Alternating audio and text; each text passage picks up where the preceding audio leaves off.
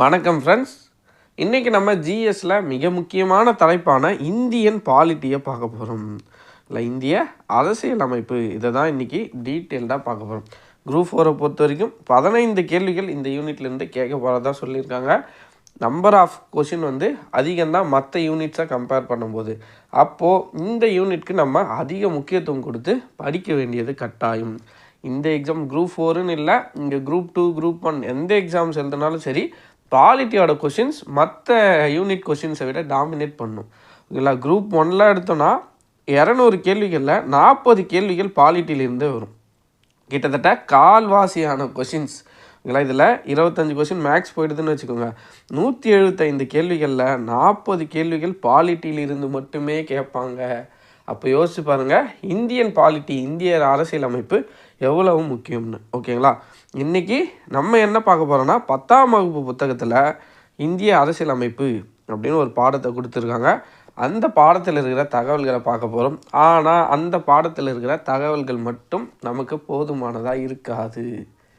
ஏன்னா டிஎன்பிசியோட question standards அதிகமாகிடுச்சு. ஓகேங்களா? ரொம்ப ஸ்டாண்டர்டாக கொஷின் எடுக்க ஆரம்பிச்சிட்டாங்க. நாமளும் அதுக்கேற்ற மாதிரி ப்ரிப்பேர் பண்ணி தான் ஆகணும். அதனால் புத்தகத்தில் இருக்கிறதையும் பார்ப்போம். அது இல்லாமல் நிறைய முக்கியமான தகவல்கள் இருக்குது, அதையும் பார்க்கலாம். அதை பார்த்துட்டு ப்ரீவியஸாக டிஎன்பிசி எக்ஸாம்ஸில் இன்றைக்கி நம்ம பார்க்க போகிற தலைப்புகளுக்கான கேள்விகளை பார்க்க போகிறோம். ஓகேங்களா? கேள்விகள் இந்த தலைப்புகள்லேருந்து எப்படி கேள்விகள் கேட்டிருக்காங்க இதுக்கு முன்னாடி. ஓகேங்களா? இந்த புரிதல் இருந்தால் நமக்கு ஒரு கிளாரிட்டி கிடைக்கும் இந்த டாப்பிக்கில். ஓகேங்களா? பார்க்கலாங்களா? என்ன பார்க்க போகிறோம்? இந்திய அரசியல் அமைப்பு. ஃபஸ்ட்டு அரசியல் அமைப்புனா என்ன?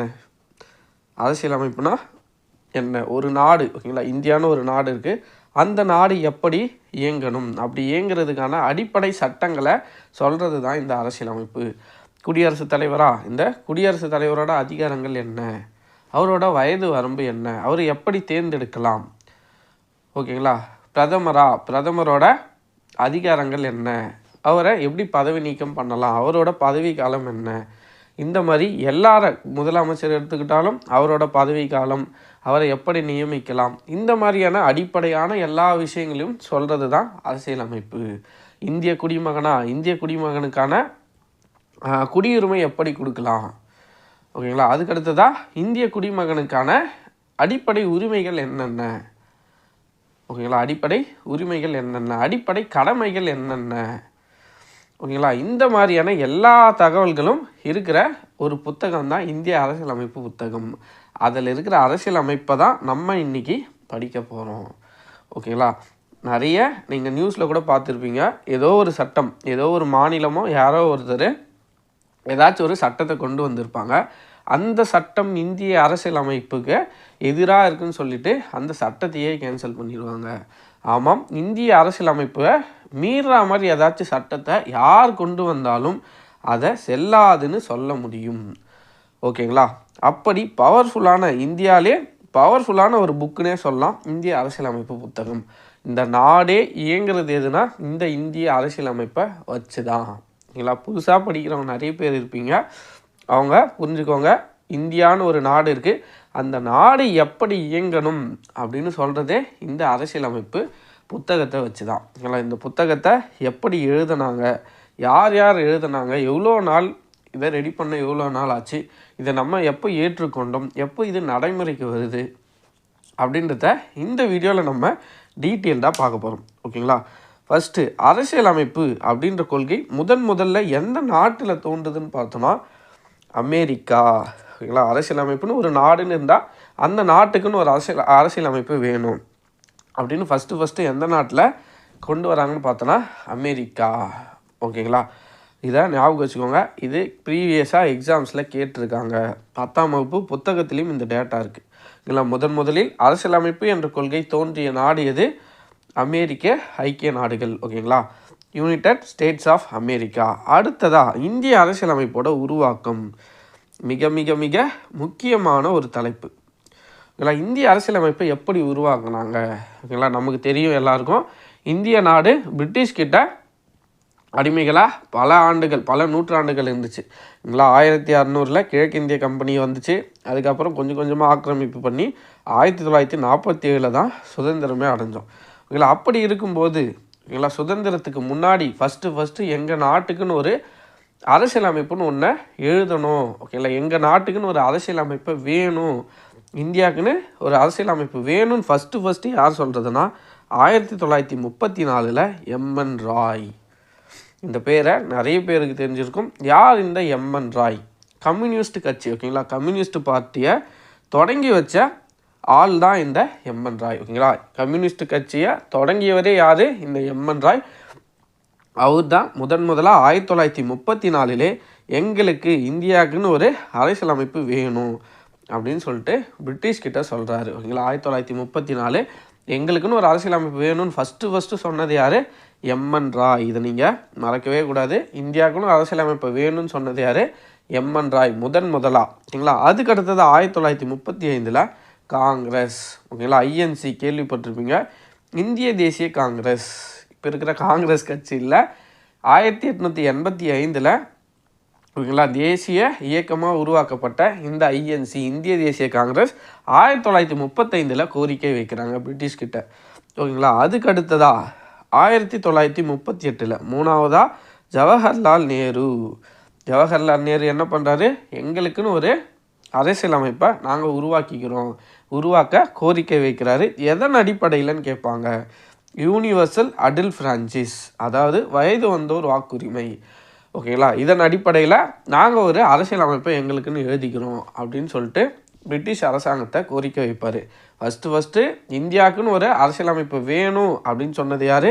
1934 எம்என் ராய். ஓகேங்களா, கம்யூனிஸ்ட் கட்சியை துவக்கி வைத்த எம்என் ராய் தான் ஃபஸ்ட்டு எங்களுக்குன்னு ஒரு கான்ஸ்டியூஷன் வேணும்னு கேட்குறாரு. அதுக்கு அடுத்ததாக 1935 காங்கிரஸ் சொல்கிறாங்க எங்களுக்குன்னு ஒரு அரசியலமைப்பு வேணும்னு.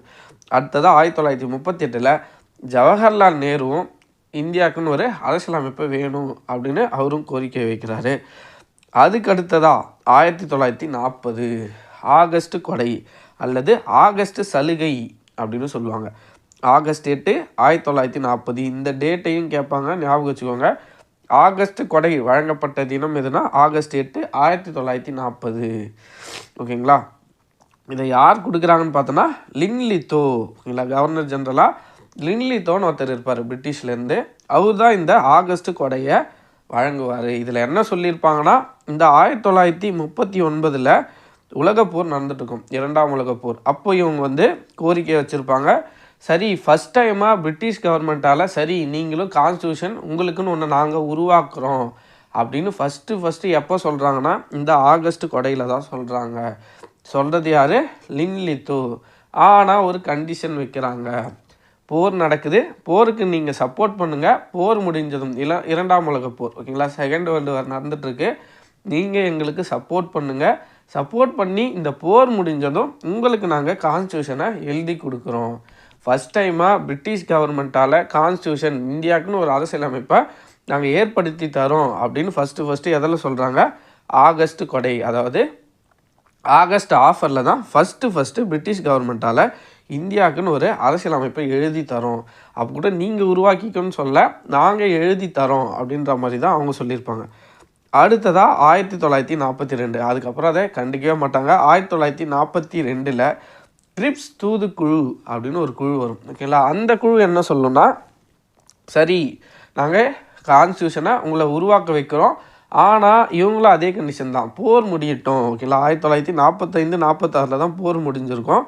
இவங்க 42 என்ன சொல்லியிருப்பாங்க, சரி அரசியலமைப்பை நம்ம எழுதிக்கலாம், பட் போர் முடியட்டும், 2ஆம் உலகப்போர் முடியட்டும், நீங்கள் எங்களுக்கு சப்போர்ட் பண்ணுங்கள் ஓகேங்களா அப்படின்னு சொல்லியிருப்பாங்க. காந்தி இதை கடுமையாக எதிர்த்திருப்பார், ட்ரிப்ஸ் தூதுக்குழுவோட இந்த சென்டென்ஸ். ஓகேங்களா, அவர் என்ன சொல்லியிருப்பார்னு பார்த்தோன்னா, பின் தேதியிட்ட காசோலை அப்படின்னு கடுமையாக விமர்சிச்சிருப்பார். ஆனால் ஒன்றா எல்லாத்துக்கும் போர் முடியட்டும்னு சொல்கிறீங்களே அப்படின்னு கடுமையாக எதிர்த்திருப்பார் காந்தி. இப்படியே போயிட்டு இருந்துச்சு. அதுக்கு அடுத்தது 1946 ஓகேங்களா, 1946 வருது.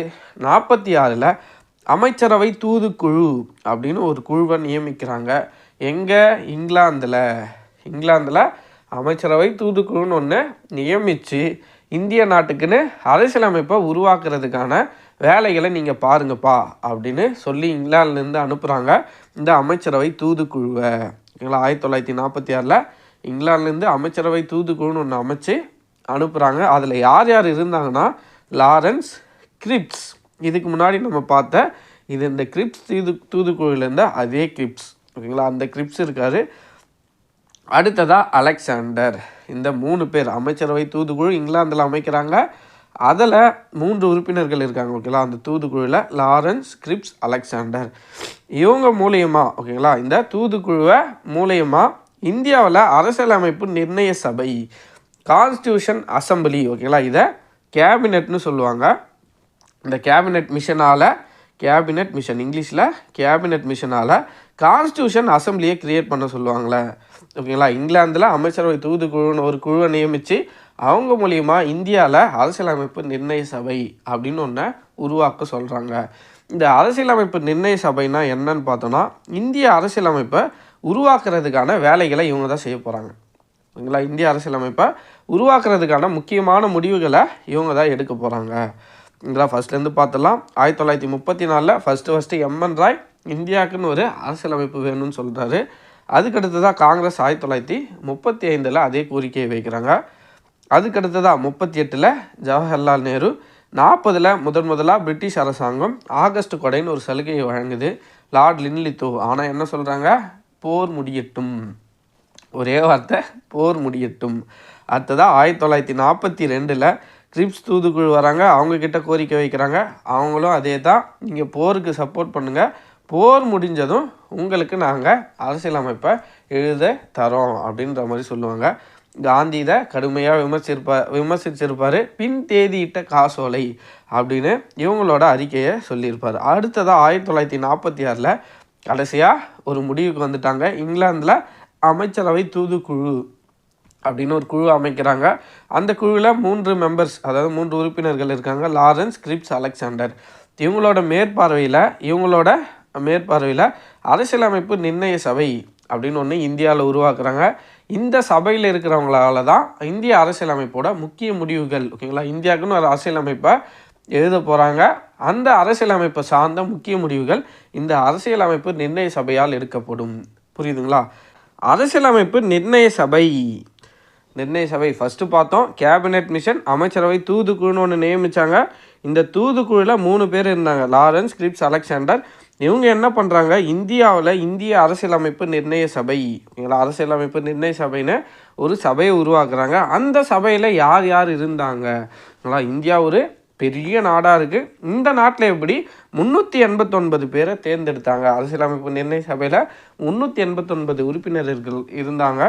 அந்த 389 உறுப்பினர்களை எப்படி தேர்ந்தெடுத்தாங்க அப்படின்றத பார்க்கலாம். ஃபஸ்ட்டு பாருங்கள், இதுதான் நம்ம சுதந்திரத்துக்கு முன்னாடி இந்தியா, இந்த பக்கம் பாகிஸ்தான் இருக்குது, இங்கே பங்களாதேஷ் இருந்துச்சு. ஓகேங்களா, இப்படி தான் ஃபஸ்ட்டு இந்தியா இருந்துச்சு.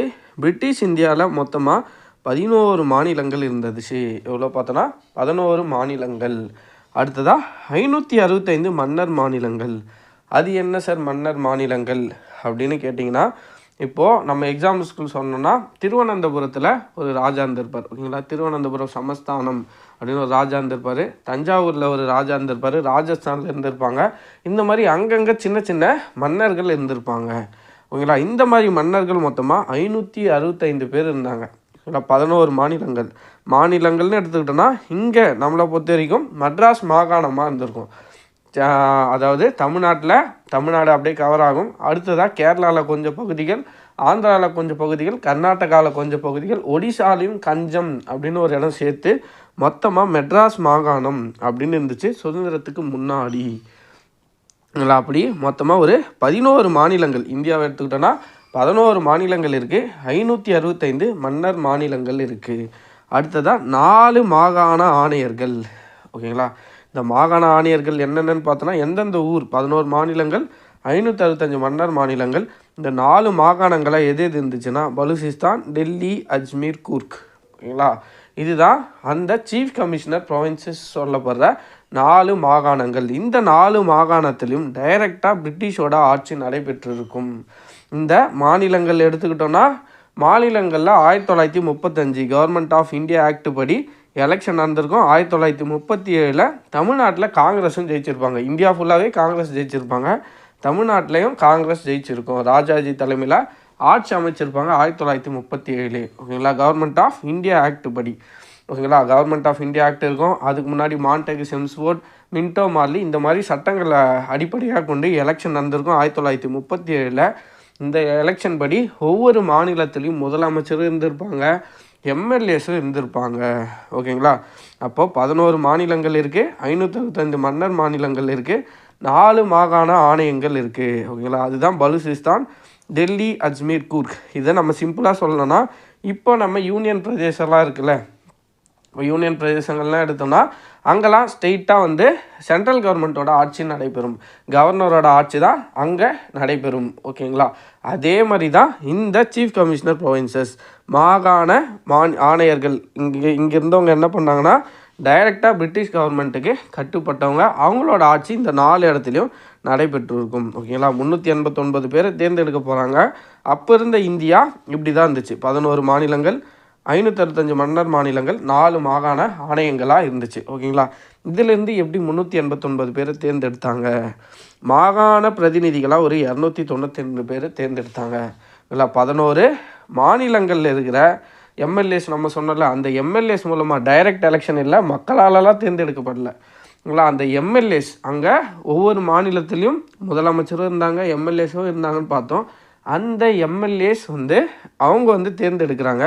அப்படி தேர்ந்தெடுத்து மொத்தமாக 292 பேரை அவங்க நியமிக்கிறாங்க. பாதி பேர், அதுவும் முழுசாகவும் நியமனம் இல்லை, பாதி பேரை தேர்ந்தெடுக்கிறாங்க, பாதி பேரை நியமிக்கிறாங்க. ஓகேங்களா, நீங்கள் அந்த கன்ஃபியூஷனுக்கு போக வேண்டாம்.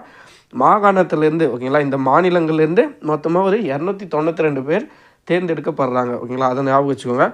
சுதேச அரசர்கள், இந்த 565 மன்னர் மாநிலங்கள் இருந்தாங்கன்னு சொன்னோம்ல, இதிலேருந்து ஒரு 93 பேர். ஓகேங்களா, நிறைய பேர் சின்ன சின்ன அரசர்களாக இருப்பாங்க, அவங்களுக்கெல்லாம் ஒரு போஸ்டிங் கொடுக்க முடியாது. அதனால் என்ன பண்ணிட்டாங்க, இந்த 565 பேர்லேருந்து 93 பேரை மட்டும் அவங்களுக்குள்ளேயே முடிவு பண்ணி சொல்லிக்கணும். ஓகேங்களா, மொத்தமாக அதில் ஒரு 93 பேர் இந்த மாகாண முதன்மை ஆணையர்கள்.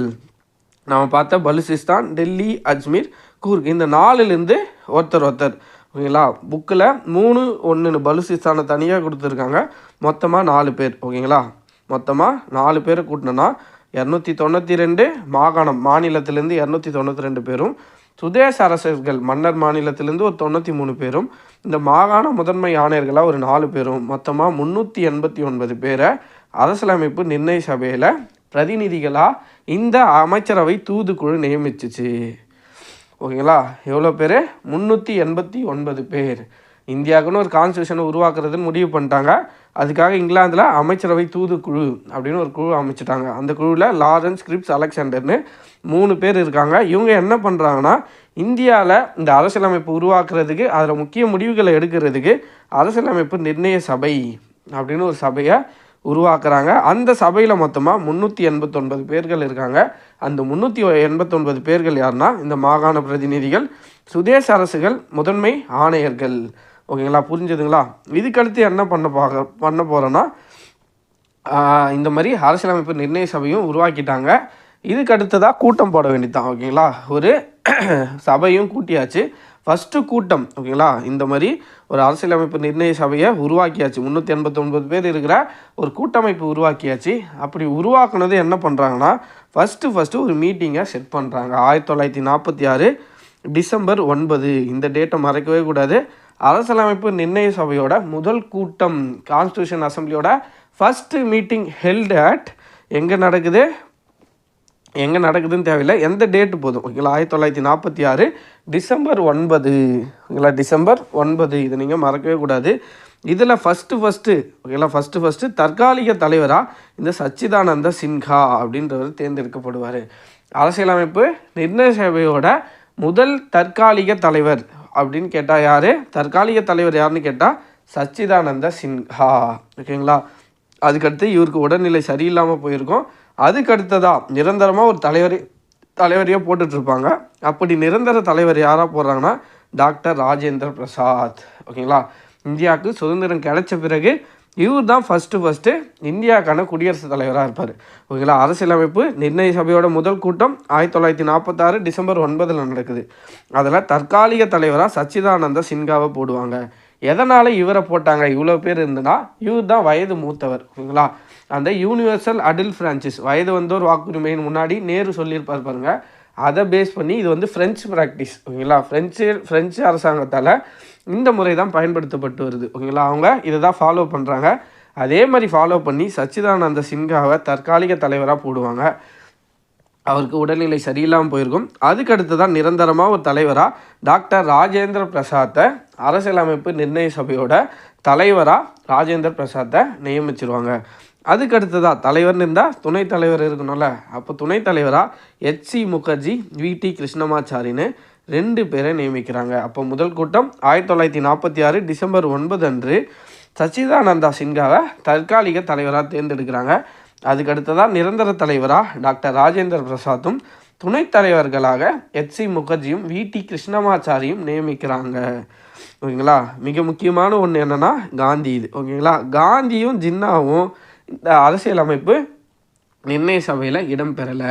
ஓகேங்களா. இந்திய தேசிய காங்கிரஸில் இருந்த மிக முக்கியமான நிறைய தலைவர்கள் வல்லபாய் பட்டேல், ஓகேங்களா, வல்லபாய் பட்டேல், ராஜேந்திர பிரசாத், நேரு, இந்த மாதிரி நிறைய தலைவர்கள் இதில் இருந்திருப்பாங்க. ஆனால் காந்தியும் முஸ்லீம் லீகை தனிநாடு கோரிக்கை, முஸ்லீமுக்கு பாகிஸ்தான் தனிநாடு கோரிக்கை வச்ச ஜின்னாவும் இந்த அரசியலமைப்பு நிர்ணய சபையில் இடம்பெறலை. ஓகேங்களா. இது முக்கியமான ஒரு பின்னடைவாகவும் பார்க்கப்படுது. ஓகேங்களா. அதை நம்ம பின்னாடி பார்ப்போம். இப்போ நம்ம ஃபஸ்ட்டு மீட்டிங் பார்த்துட்டோமா. அதுக்கடுத்து தான் கூட்டத்தொடர்கள். மொத்தமாக எத்தனை மீட்டிங் நடந்துச்சு? இந்த அரசியலமைப்பு நிர்ணய சபையை எதுக்கு உருவாக்குறாங்கன்னு பார்த்தோன்னா, இந்தியாவுக்குன்னு ஒரு கான்ஸ்டியூஷனை உருவாக்கணும்னு. ஓகேங்களா. அப்படி கான்ஸ்டியூஷனை உருவாக்க மொத்தமாக இவங்க 11 மீட்டிங்கை போடுறாங்க. மொத்தமாக 11 அமர்வுகளாக 166 நாட்கள் நடைபெற்றது. இப்போது நம்ம பட்ஜெட் போடலாம் கூட்டத்தொடர் கூட்டுறாங்களே, அதே மாதிரி அரசியலமைப்பை உருவாக்குறதுக்கு 11 மீட்டிங்காக 166 நாட்கள். ஓகேங்களா. இத்தனை நாட்கள் அமர்வுகள் நடைபெற்றிருக்கு. இது 12th புக்கில் 12 அமர்வுகள்னு கொடுத்துருப்பாங்கன்னு நினைக்கிறேன். ஒரு புக்கில் ஒரு டேட்டாஸ் இருக்குது. ஓகேங்களா. அடுத்ததாக இதுக்கு முன்னாடி நம்ம இந்த வரைவு குழுக்கு வரும். ஓகேங்களா. அரசியலமைப்பை உருவாக்குறதுன்னு முடிவு பண்ணிட்டாங்க. யார் தலைமையில் இந்த அரசியலமைப்பை நம்ம எழுதலாம், ஓகேங்களா, அப்படின்னு எல்லாருக்கும் டவுட் வரும்போது எல்லாரும் பரிந்துரைக்கிற பேர் சட்ட வரைவுக்குழு. ஓகேங்களா. அந்த அரசியலமைப்பு சட்டத்துக்கு வரைவுக்குழு. ஓகேங்களா. அதை உருவாக்குறதுக்கான குழு தலைவராக டாக்டர் BR அம்பேத்கரை நியமிக்கிறாங்க. இந்திய அரசியலமைப்புக்குன்னு சட்டம் எழுத போகிறோம், அந்த சட்டத்துக்கு நீங்கள் தான் தலைவராக இருக்கணும் அப்படின்னு சொல்லிட்டாங்க. அவர் தான் இந்திய அரசியலமைப்போட தந்தை. இவரோட தலைமையில் ஒரு 7 பேர் இருப்பாங்க. ஓகேங்களா. மொத்தமாக இந்த வரைவு குழுவில் 7 பேர் இருப்பாங்க. அதெல்லாம் நம்ம அடுத்த கிளாஸில் பார்ப்போம். இப்போ பாருங்கள், இந்தியன் கான்ஸ்டியூஷனுக்கு அரசியலமைப்பு நிர்ணய சபைன்னு ஒன்று உருவாக்கிட்டாங்க. அந்த நிர்ணய சபையிலேருந்து சட்டத்தை ஏற்படுத்துறதுக்கு வரைவு குழுன்னு ஒன்று அமைச்சிட்டாங்க. அந்த வரைவு குழுவோட தலைவர் தான் டாக்டர் BR அம்பேத்கர். இவரை இந்திய அரசியலமைப்பின் தந்தை, மாடர்ன் மனு, இந்த மாதிரி நிறைய பேர்களால் இவரை குறிப்பிடுறாங்க. ஓகேங்களா. இந்திய அரசியலமைப்போட தந்தை. ஓகேங்களா. இவங்க எத்தனை அமர்வுகளாக எழுதுகிறாங்க? 11 அமர்வுகளாக 166 நாட்கள் இந்த மீட்டிங் நடக்குது. ஓகேங்களா. இந்திய அரசியலமைப்பை எழுத ஸ்டார்ட் பண்ணுறாங்க. மொத்தமாக எத்தனை நாட்கள் எடுத்துக்கிறாங்க இந்த இந்திய கான்ஸ்டியூஷனை எழுதி முடிக்கணும்னு நம்ம பார்த்தோன்னா, மொத்தமாக 2 வருஷம் ஆகுது. 2 வருஷம் 11 மாதங்கள் 18 நாட்கள். ஓகேங்களா. எவ்வளோ நாள் ஆகுது? 2 வருஷம் 11 மாதங்கள் 18 நாட்கள் ஆகுது. கிட்டத்தட்ட 3 வருஷம் ஆகுது இந்த கான்ஸ்டியூஷனை எழுதி முடிக்க. யாருடைய தலைமையில் கான்ஸ்டியூஷன் எழுதுகிறாங்க? Doctor BR Ambedkar. அதனால தான் அவரை இந்திய அரசியலமைப்போட தந்தை. இந்தியாவுக்குன்னு ஒரு அரசியலமைப்பை எழுதுகிறாங்க. அந்த குழுக்கு தலைவராக டாக்டர் BR அம்பேத்கர் இருக்கார். மொத்தமாக 2 வருஷம் 11 மாதம் 18 நாட்கள் எடுத்துக்கிறாங்க. இல்லைங்களா. 60 நாடுகளோட சட்டத்தை பரிசீலனை செய்கிறாங்க. இந்த நாட்டில் அமெரிக்கான்னு எடுத்தோன்னா, அமெரிக்காவில் ஒரு குறிப்பிட்ட சட்டம் நல்லாயிருக்கும். ஓகேங்களா. அது இந்திய நாட்டுக்கு பொருந்துகிற மாதிரி இருந்தால் அங்கேருந்து எடுத்துப்பாங்க. ஓகேங்களா. அயர்லாந்துலேருந்து ஒன்று நல்லா இருந்தால் அங்கேருந்து எடுத்துப்பாங்க. ஓகேங்களா. அந்த மாதிரி அங்கங்கே எல்லா நாடுகளில் இருந்தும் பரிசீலனை செய்து தான் இந்திய அரசியலமைப்பையை உருவாக்குனாங்க. ஓகேங்களா. மொத்தமாக 60 நாடுகளோட சட்டங்களை பரிசீலனை செஞ்சாங்க. எவ்வளவு செலவாச்சுன்னா இதை ரெடி பண்ண அந்த காலத்திலே 64 லட்சம் ரூபாய் செலவாச்சு. இதெல்லாம் கேள்விகளாக டிஎன்பிசியில் கேட்டு இருக்காங்க. எவ்வளவோ காலம் அரசியலமைப்பு உருவாக்க எடுத்துக்கொண்ட காலம் 2 வருடம் 11 மாதம் 18 நாட்கள். 60 நாடுகளின் சட்டங்களை பரிசீலனை செய்கிறாங்க. 64 லட்சம் செலவு செய்கிறாங்க. ஓகேங்களா, கடைசியில் செலவு செஞ்சு ஒரு கான்ஸ்டியூஷன், இந்திய அரசியலமைப்புக்கு இதுதான் சட்டம், குடியரசுத் தலைவர்னால் அதிகாரம் இப்படி தான் இருக்கணும், சுப்ரீம் கோர்ட்டாக அவங்களோட அதிகாரங்கள் இப்படி தான் இருக்கணும், சுப்ரீம் கோர்ட்டு ஜட்ஜாக அவங்களோட வயது வரம்பு இவ்வளோ தான் இருக்கணும், இந்த மாதிரி எல்லாத்தையும் ஃபிக்ஸ் பண்ணுறாங்க. ஃபிக்ஸ் பண்ணி புத்தகத்தமாக எழுதிடுறாங்க. ஓகேங்களா, இந்த புத்தகத்தை மக்களோட பார்வைக்கும் வைக்கிறாங்க.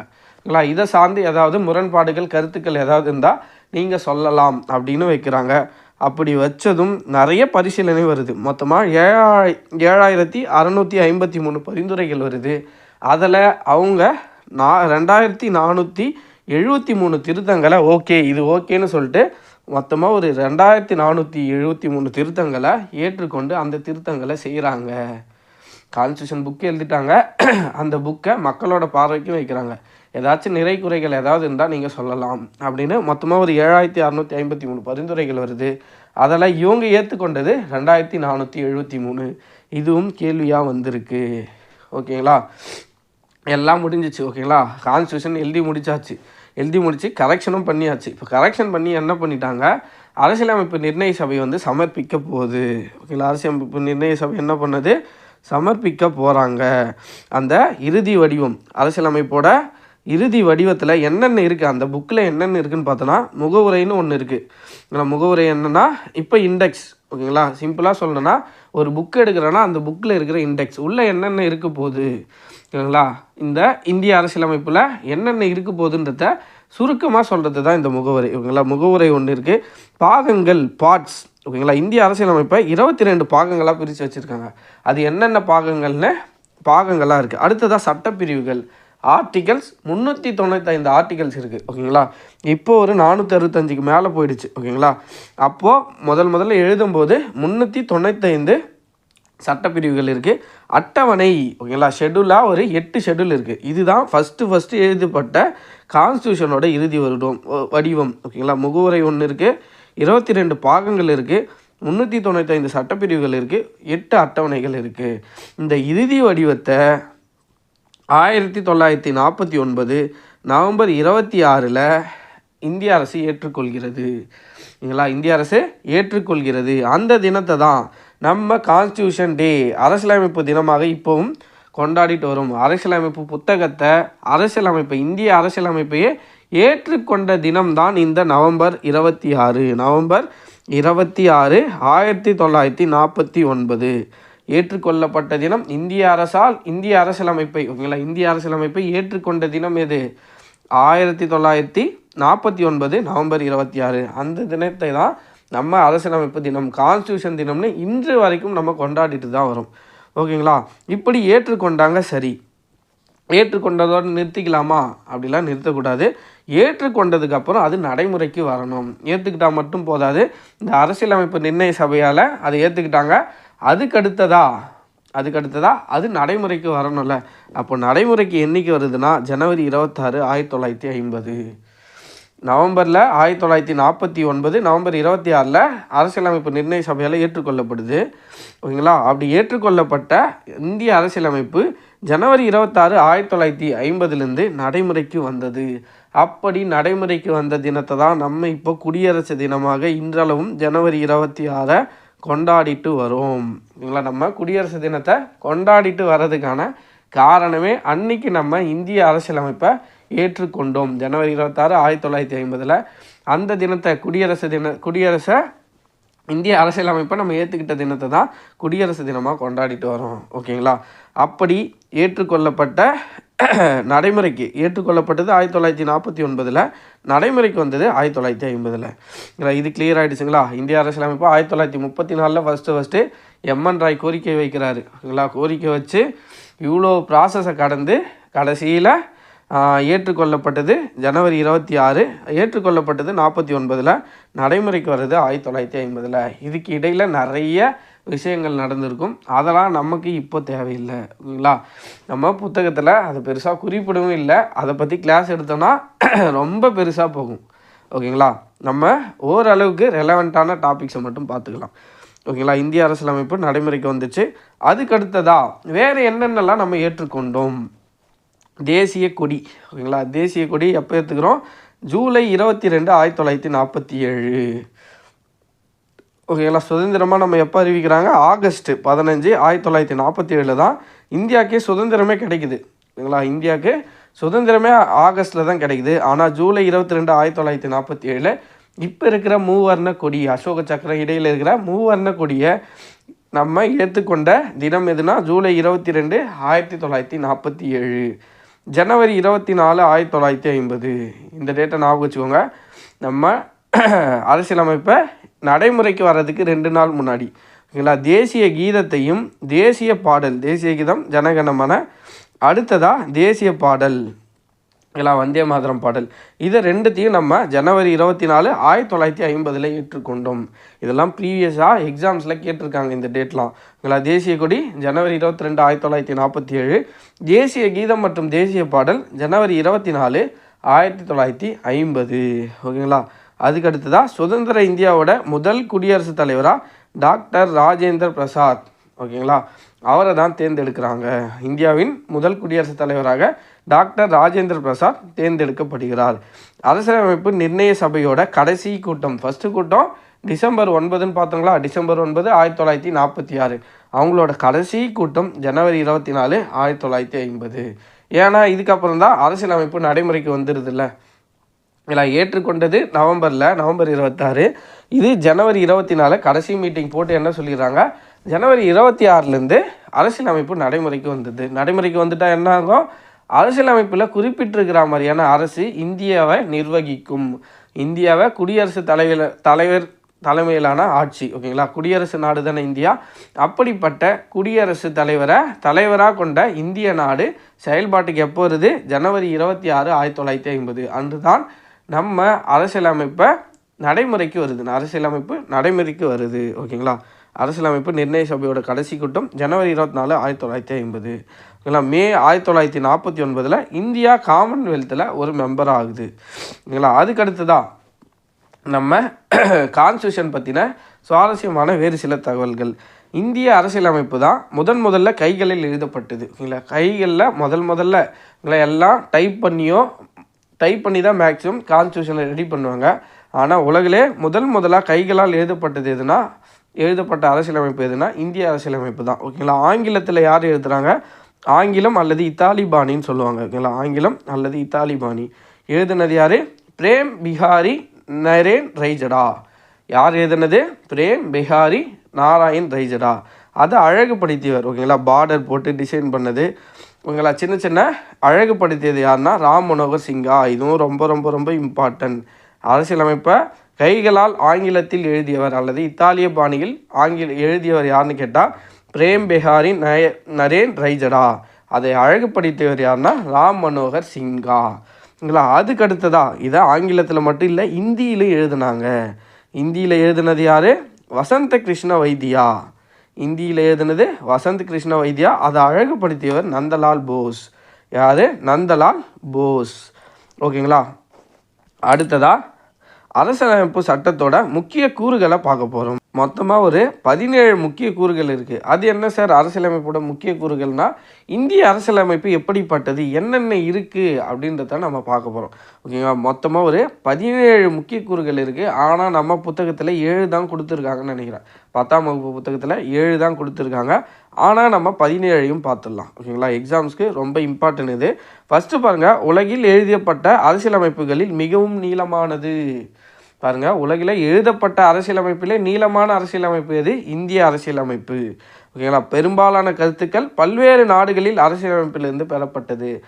ஆமாம், நம்ம பார்த்தோம் நிறைய நாடுகள். எவ்வளோ நாடுகள்லேருந்து பார்த்தோம்? 60 நாடுகள்லேருந்து அங்கங்கே கொஞ்சம் டேட்டாஸ் கலெக்ட் பண்ணி நம்ம இந்திய நாட்டுக்கு எது பொருந்துமோ அதை வச்சு மட்டும் கான்ஸ்டியூஷன் எழுதியிருந்தாங்க. அதை சார்ந்து கான்ஸ்டியூஷன் எழுதியிருந்தாங்க. அதுதான் என்ன சொல்கிறாங்க, பெரும்பாலான கருத்துக்கள் பல்வேறு நாடுகளின் அரசியலமைப்பிலிருந்து பெறப்பட்டவை. அடுத்து பாருங்கள், நெகிழும் மற்றும் நெகிழாத்தன்மை கொண்டது. அது என்ன சார் நெகிழும் மற்றும் நெகிழாத்தன்மை கொண்டது? ஒரு சில இடத்துல ஃப்ளெக்சிபிளாக, ஓகேங்களா, விட்டு கொடுத்து போகிற மாதிரியான சட்டங்களும் இருக்குது, ஸ்ட்ரிக்டாக இருக்கிற சட்டங்களும் இருக்குது. இப்படி தான், ஓகேங்களா, இந்த விஷயத்த இப்படி தான் செய்யணுன்ற மாதிரி சட்டங்களும் இருக்குது. நெகிழும் மற்றும் நெகிழாத்தன்மை கொண்டது. கூட்டாட்சி முறை அரசாங்கம், மத்திய அரசு இருக்குது, மாநில அரசும் இருக்குது. சமயச்சார்பற்ற நாடு, இந்தியா வந்து ஒரு மதத்திற்கான நாடு அல்ல, சமயச்சார்பற்ற நாடு. எல்லா மதத்தினரும் வாழ்வதற்கான உரிமையை அரசியலமைப்பு தருது. அதனால தான் என்ன சொல்கிறாங்க, சமயச்சார்பற்ற நாடு. சுதந்திரமான நீதித்துறை, ஓகேங்களா, நீதித்துறை சுதந்திரமாக செயல்படலாம். அடுத்ததாக வயது வந்தோர் வாக்குரிமை, 18 வயசானால் ஓட்டு போடலாம். இதுக்கு முன்னாடி 21 வயசு இருந்துச்சு ஃபர்ஸ்ட்டில், இல்லைங்களா. அதுக்கப்புறம் தான் அமெண்ட்மெண்ட் 1 படி 18 வயசாக குறைச்சிருப்பாங்க. இல்லை, வயது வந்தோர் வாக்குரிமை, இதுதான் புத்தகத்தில் இருக்கிற அந்த 7 டேட்டாஸ். மற்றதை நம்ம பார்த்துடலாம், ஓகேங்களா. பாராளுமன்ற முறை, ஓகேங்களா, பார்லிமெண்ட்ரி ஃபார்ம் ஆஃப் கவர்மெண்ட். அடுத்ததாக ஒற்றை குடியுரிமை. ஆமாம், இப்போ நம்ம இந்தியான்னு இருக்கோம், ஓகேங்களா. இந்தியாவில் தமிழ்நாட்டில் இருக்கோம். இப்போது தமிழ்நாட்டுக்குன்னு ஒரு குடியுரிமை இல்லை, இந்தியாவுக்குன்னு ஒரு குடியுரிமை இல்லை. நம்ம அமெரிக்காலாம் இருந்தோன்னா இப்போ நம்ம தமிழ்நாட்டில் இருக்குன்னு வச்சுக்கோங்களேன், அமெரிக்கா மாதிரி. தமிழ்நாட்டில் இருக்கிறதுக்கு நான் ஒரு குடியுரிமை வாங்கணும், இந்தியாவில் இருக்கிறதுக்காக ஒரு குடியுரிமை வாங்கணும். அமெரிக்காலாம் இரட்டை குடியுரிமை, ஓகேங்களா. ஆனால் இந்தியாவில் பொறுத்த வரைக்கும் நீங்கள் தமிழ்நாட்டில் இந்தியாவில் எந்த ஸ்டேட்டில் வேணாலும் இருக்கலாம், உங்களுக்கு ஒரே குடியுரிமை, ஒற்றை குடியுரிமை தான் வழங்கப்படும், இந்திய குடியுரிமை. இங்கே அமெரிக்காவில் இருந்தீங்கன்னா, இப்போ வாஷிங்டனில் இருக்கீங்கன்னா வாஷிங்டனுக்குன்னு ஒரு குடியுரிமை வாங்கணும், ஓகேங்களா. அதுக்கு அடுத்து தான் அமெரிக்க குடியுரிமை தனியாக வாங்கணும். மொத்தம் 2 குடியுரிமை வாங்கணும் நீங்கள் அமெரிக்காவில் வசிச்சிங்கன்னா. அதுவே இந்தியாவில் வசிச்சிங்கன்னா நீங்கள் எந்த மாநிலத்தில் வேணாலும் வசிச்சிக்கலாம். ஒற்றை குடியுரிமை, அது இந்திய குடியுரிமை, ஓகேங்களா. அடுத்ததாக அடிப்படை உரிமை. நமக்கு குடிமக்களுக்கு எல்லாம் அடிப்படை உரிமைகள் இருக்குது, அடிப்படை கடமைகள் இருக்குது. அடுத்ததாக அரசு நெறிமுறை உறுத்தும் கோட்பாடு, டிபிஎஸ்பி. அரசு இதை செஞ்சால் நல்லாயிருக்கும் அப்படின்ற டிபிஎஸ்பி கோட்பாடுகளும் அரசியல் அமைப்பில் இருக்குது. அடுத்ததாக கூட்டுறவு சங்கங்கள், ஓகேங்களா. கூட்டுறவு சங்கங்கள் பற்றியும் இந்திய அரசியல் அமைப்பில் இருக்குது. அடுத்ததாக 3 அடுக்கு அரசு, 3 டயர் கவர்மெண்ட், ஓகேங்களா. மத்திய அரசு, மாநில அரசு, கிராம பஞ்சாயத்து, ஓகேங்களா. 3 அடுக்கு அரசு. அடுத்ததாக அவசர சட்டங்கள், ஓகேங்களா. ஆர்டிகல் நம்ம சொல்லுவோம்ல, மாநில நெருக்கடி, நிதி நெருக்கடி, இந்த மாதிரி நெருக்கடி அவசர சட்டங்கள் இருக்குது. சுதந்திரமான அமைப்புகள், இப்போ எலெக்ஷன் கமிஷன், யூபிஎஸ்சி, இதெல்லாம் எடுத்தோன்னா சுதந்திரமான அமைப்புகள், ஓகேங்களா. யாரும் தலையிட முடியாது, ஓகேங்களா. அடுத்ததாக பாராளுமன்ற இறையாண்மை மற்றும் உச்சநீதிமன்றத்தின் மேலாண்மை. பாராளுமன்றம் அவங்களுக்கான விஷயத்தில் வந்து உயர் நீதிமன்றமோ உச்சநீதிமன்றம் தான் அவ்வளோ சீக்கிரம் எதுலேயும் தலையிட முடியாது. அதே மாதிரி உச்சநீதிமன்றத்தோட தீர்ப்புலையும் பாராளுமன்றம் அவ்வளோ சீக்கிரம் தலையிட முடியாது, ஓகேங்களா. பாராளுமன்ற இறையாண்மை மற்றும் உச்சநீதிமன்றத்தின் மேலாதிக்கம், ஓகேங்களா. இது கரெக்டான சென்டென்ஸ் எனக்கு தமிழில் தெரியல, நான் அப்படியே டிரான்ஸ்லேட் பண்ணி இங்கிலீஷில் இருந்ததை டிரான்ஸ்லேட் பண்ணி வச்சுருக்கேன், ஓகேங்களா. உங்களுக்கு தெரிஞ்சால் கீழே கமெண்ட்டில் சொல்லுங்கள். அவ்வளோதான் ஃப்ரெண்ட்ஸ். மொத்தமாக ஒரு 17 முக்கிய கூறுகள் இருக்குது. இதிலிருந்தும் கேள்விகள் கேட்டிருக்காங்க, ஓகேங்களா. ஆனால் 10ஆம் வகுப்பு புத்தகத்தில் இந்த கோடு போட்டிருக்கேன் பாருங்கள், 7 வரலும் மட்டும்தான் இருந்துச்சு, மற்றதெல்லாம் நானாக எழுதுனது தான், ஓகேங்களா. அடுத்ததாக இப்போ நம்ம ப்ரீவியஸ் இயர் கொஷனுக்கு வருவோம், ஓகேங்களா. இதுக்கு முன்னாடி டிஎன்பிசியில் இப்போ நம்ம ஒரு டாபிக் பார்த்துருக்கோம், இந்திய அரசியலமைப்பை எப்படி உருவாக்குனாங்கன்னு, ஓகேங்களா. யார் எத்தனை பேர், ஃபஸ்ட்டு யார் கோரிக்கை வச்சாங்க, எப்போ நடைமுறைக்கு வந்துச்சு, எத்தனை நாள் ஆச்சு எழுதி முடிக்க, இது எல்லா டீட்டெயில்ஸும் பார்த்தோம். நடைமுறைக்கு எப்போ வந்துச்சு, அரசியலமைப்பு தினம் எப்போது, இந்த மாதிரி டீட்டெயில்ஸ் எல்லாத்தையும் பார்த்தோம். இப்போ அதை சார்ந்த கேள்விகள் டிஎன்பிசியில் கேட்டிருக்காங்களா அப்படின்றத பார்க்க போகிறோம். ஃபஸ்ட்டு பாருங்கள், first question, need for constitution for free India was first suggested by. சுதந்திர இந்தியாவிற்கு ஒரு அரசமைப்பு சட்டம் வேண்டும் என்று முதலில் பரிந்துரைத்தவர். ஃபஸ்ட்டு நம்ம என்ன நினச்சோம், ஃபஸ்ட்டு என்ன பார்த்தோம், ஃபஸ்ட்டு அரசியலமைப்புக்கு, இந்தியாவுக்குன்னு ஒரு அரசியலமைப்பு வேணும்னு ஃபஸ்ட்டு யார் சொல்கிறது, 1934 எம்என் ராய், கம்யூனிஸ்ட்டு ஃபஸ்ட்டு கம்யூனிஸ்ட்டை தோற்றுவிச்ச இந்த எம்என் ராய் தான் சொல்கிறாரு. அப்போ answer option B, M N Roy. முதலில் பரிந்துரைத்தவர் தான் கேட்டிருக்காங்க, எம்என் ராய், ஓகேங்களா. அடுத்த கேள்வி, which of the following constitution is written and lengthiest in the world. இங்கெல்லாம் எழுதப்பட்டதிலே நீளமான அரசியலமைப்பு உலகத்திலே. நம்ம இந்த முக்கிய கூறுகள் பார்த்தோம், ஓகேங்களா. இந்த முக்கிய கூறுகள் பாருங்கள், உலகில் எழுதப்பட்ட அரசியலமைப்புகளில் மிகவும் நீளமானது எது, இந்திய அரசியலமைப்பு. அப்போ ஆன்சர் என்ன, இந்தியா, ஓகேங்களா. இது தமிழில் கொஷின் கிடைக்கல. அடுத்த கொஷின் பாருங்கள், which of the following statements are correct about doctor Sachchidananda Sinha, ஓகேங்களா. He was the oldest member elected as the temporary president of the assembly. He was elected as the vice president of the assembly. He was elected as president of the assembly.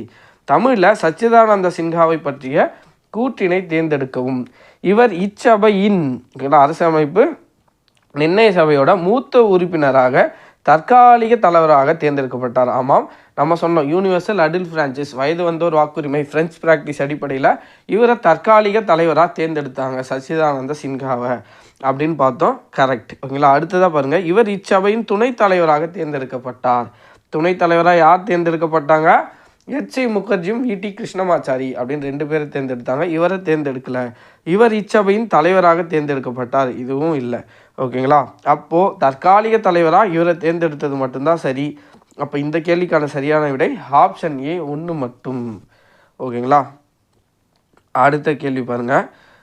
இந்திய அரசியலமைப்பு நிர்ணய சபை முதல் கூட்டத்தில் தற்காலிக தலைவராக தேர்வு செய்யப்பட்டவர். அதே கொஸ்டின் தான் யார்? டாக்டர் சச்சிதானந்த சின்ஹா. எத்தனை டைம் கேட்டிருக்காங்க பாருங்கள். அடுத்த question, the design of the national flag was adopted by constitution assembly. இந்திய தேசிய கொடியின் வடிவமைப்பை இந்திய அரசியல் நிர்ணய சபையால் டேஷ் அன்று ஏற்றுக்கொள்ளப்பட்டது. நம்ம பார்த்தோம், சுதந்திரமே நமக்கு ஆகஸ்ட் 15 தான் கிடச்சிருக்கோம். ஆனால் அதுக்கு முன்னாடி ஜூலை 22, 1947 மூவர்ண கொடி இடையில் அசோக சக்கரத்திற்கு இருக்கிற மூவர்ண கொடியை நம்ம ஏற்றுக்கொண்டோம். ஜூலை 22, 1947 நம்ம டேட்டா பார்த்தலாம். அதே கேள்வி. அடுத்ததாக பாருங்கள், 1946ஆம் ஆண்டு டிசம்பர் 9ஆம் தேதி அரசியலமைப்பு நிர்ணய சபையின் முதல் கூட்டம் நடைபெற்றது. இக்கூட்டத்திற்கு டேஷ் என்பவர் தலைமை தாங்கினார். ஃபஸ்ட்டு கூட்டம் நடக்குது, அதுக்கு தற்காலிக தலைவராக ஃபஸ்ட்டு யாரை தேர்ந்தெடுக்கிறாங்க? சச்சிதானந்த சின்ஹா. ஓகேங்களா, சச்சிதானந்த சின்ஹா. அடுத்த கொஸ்டின் பாருங்கள், constitution of India was finally adopted on. இந்திய அரசியலமைப்பு முழுமையாக ஏற்றுக்கொள்ளப்பட்ட தினம் பாருங்கள். எப்போ என்ன கேட்டிருக்காங்க? ஏற்றுக்கொள்ளப்பட்டதா நடைமுறைக்கு வந்ததா? அது ரொம்ப ரொம்ப முக்கியம். கொஷினில் ஏற்றுக்கொள்ளப்பட்டதுன்னு சொல்லியிருக்காங்க. ஓகேங்களா. ஏற்றுக்கொள்ளப்பட்டது எப்போ? நவம்பர் 26, 1949 அரசியலமைப்பு தினம். ஓகேங்களா. அரசியலமைப்பு தினமாக இப்போவும் நம்ம கொண்டாடிட்டு வரோம். கான்ஸ்டியூஷன் டே நவம்பர் 26, 1949. அடுத்த கொஸ்டின் பாருங்கள், time taken for the constitution assembly to finalise the constitution. இந்திய அரசியலமைப்பை உருவாக்க வரைவு குழு எடுத்துக்கொண்ட காலம் 2 வருடம் 11 மாதம் 18 நாட்கள். கிட்டத்தட்ட 3 வருஷம் நம்ம பார்த்துருந்தோம். அதே தான் அப்படியே கேட்டிருக்காங்க பாருங்கள் டேட்டா. அடுத்த கொஸ்டின், இந்திய அரசியலமைப்பு ஏற்றுக்கொள்ளப்பட்டது. Same question, November 26, 1949. அடுத்த கொஸ்டின் பாருங்கள். இந்த கொஸ்டினில் 18 நாட்களுக்கு பதிலாக 17 நாட்கள் கொடுத்துருக்குறாங்க. மற்றது எதுவுமே மேட்ச் ஆகலை. ஆனால் 18 நாட்கள் தான் வரணும். ஆனால் இந்த கேள்வியில் 17 நாட்கள்னு கொடுத்துருக்குறாங்க. இல்லை, ஆன்சர் இதுதான். ஆனால் ஓகேங்களா, ஒரு நாள் கம்மியாக இருக்குது. It took dash to draft enact the Indian constitution. இந்திய அரசியலமைப்பு இயற்றப்படுவதற்கு எத்தனை ஆண்டுகள் எடுத்துக்கொள்ளப்பட்டன? 2 வருடம் 11 மாதம் 18 நாள்னு நம்ம படிச்சிருப்போம். இதில் 17ன்னு கொடுத்துருக்குறாங்க. அடுத்த கேள்வி, இந்திய அரசியலமைப்பு வரைவு குழுவின் தலைவர் யார்? அவங்க இந்தியனுக்குன்னு ஒரு கான்ஸ்டியூஷன் எழுதுறதா சொல்லிட்டாங்க. அதுக்கு தலைவராக, அந்த கான்ஸ்டியூஷன் எழுதுறதுக்கான தலைவராக யாரை தேர்ந்தெடுத்தாங்க? Doctor B.R. அம்பேத்கர். ஓகேங்களா. மாடர்ன் மனு இந்திய அரசியலமைப்பின் தந்தை அப்படின்லாம் போற்றப்பட்டார். ஓகேங்களா. அவ்வளோதான் ஃப்ரெண்ட்ஸ். இன்றைக்கி இந்த தலைப்பை நல்லா டீட்டெயில்டாக பார்த்துருக்குறோம். சொன்னால் நம்புவீங்களா தெரியல. நம்ம 10ஆம் வகுப்பு புத்தகத்தில் ஃபஸ்ட்டு ஒரு பேராகிராஃப் இருக்கும். ஓகேங்களா. இந்த பேஜில் ஸ்டார்ட் ஆகி அடுத்த பேஜில் கொஞ்சமாக முடியும். அந்த பேராகிராஃபை மட்டும்தான் இன்றைக்கி கிளாஸில் பார்த்துருக்கோம். ஓகேங்களா. நிறைய பார்க்கல, ஒரே ஒரு பேராகிராஃபை தான் பார்த்துருக்குறோம். ஆனால் என்ன டீட்டெயில்டாக பார்த்துருக்கோம். இதிலேருந்து கேள்விகள், எந்த கேள்விகள்னால் வரட்டும், நம்மளால் ஆன்சர் பண்ண முடியும். நம்ம படித்து முடிக்கிறது பெரிய விஷயம் இல்லை, படிக்கிறத தெளிவாக படிக்கணும். ஓகேங்களா. நம்ம 10ஆம் வகுப்பு புத்தகத்தில் ஒரே பேராகிராஃப் தான் முடிச்சிருக்கிறோம். ஆனால் அந்த ஒரு பேராகிராஃபில் இருக்கிற மேக்ஸிமம் எல்லா டீட்டெயில்ஸும் பார்த்துட்டோம். ஓகேங்களா. இன்னும் நிறைய தகவல்கள் இருக்குது. அதெல்லாம் நமக்கு தேவையில்லை. நம்ம மெயின்ஸ் எழுத போகிறனாலோ அல்லது குரூப் 1 மாதிரி எக்ஸாம்ஸ்க்குனால் அதெல்லாம் தேவை. நமக்கு இந்த டீட்டெயில்ஸே ரொம்ப ரொம்ப போதுமானது. ஓகேங்களா. நம்ம ஒரு பேராகிராஃபை வெற்றிகரமாக முடிச்சிட்டோம் 10ஆம் வகுப்பு புத்தகத்தில். ஓகேங்களா. அடுத்ததாக இன்னும் பிரியாம்பிள் இருக்குது, முகவுரை இருக்குது, அடிப்படை உரிமை, அடிப்படை கடமைன்னு. இது இந்த ஃபஸ்ட்டு லெசன் முடிக்கிறதுக்கு எனக்கு தெரிஞ்சு ஒரு 5 வீடியோ வரும்னு நினைக்கிறேன். கண்டிப்பாக உங்களுக்கு யூஸ்ஃபுல்லாக இருக்கும். கருத்துக்கள் ஏதாவது இருந்தால் கீழே கமெண்ட்டில் மறக்காமல் சொல்லுங்கள். ஏதாச்சும் சஜஷன் இருந்தாலும் பரவாயில்ல. ஓகேங்களா. சஜஷன் இருந்தாலும் பரவாயில்ல, எதுவாக இருந்தாலும் பரவாயில்ல, கீழே கமெண்ட்டில் சொல்லுங்கள். என்னால் முடிஞ்ச அளவுக்கு நான் ரிப்ளை பண்ணுறேன். ஓகேங்களா? அவ்வளோதான் ஃப்ரெண்ட்ஸ். அடுத்த வீடியோவில் சந்திப்போம். நன்றி.